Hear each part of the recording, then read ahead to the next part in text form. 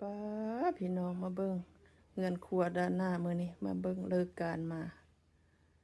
พูนอาญะเลยมีอย่างนี้พี่น้องเอ้ยก็เจ้าอันมาแปลงเงินครัวให้ไหมแต่ว่ายังบ่แล้วฮะก็เริ่มเฮ็ดมื้อนี้ทุกคนเอ้ยบ่ฮู้ว่าจากมือสิแล้วบ่นี่พุ่นนะอายุอาญะจะอีหยังตัวอีหยังป้าตะสิแล้วอยู่บ่มื้ออื่นนี่เนาะพี่น้องเอ้ยบอนซิงบอนอย่างกับพวกนะเครื่องของเครื่องแปลงเขาเจ้าจะอีหยังไม่ยุ่งอันเนี้ย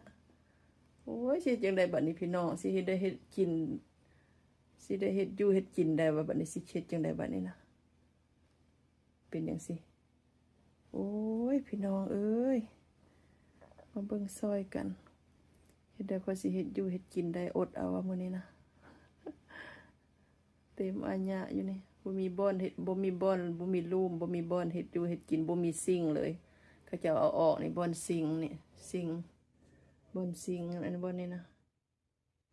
เขาจะเอาออกก็สิเปลี่ยนตัวไม้มาใส่ไม้อันนี้ก็สิใส่ไม้เบิดนี่เขาจะเอาออกเบิดนี่สิใส่ไม้เบิดได้ทุกคนนี่นะ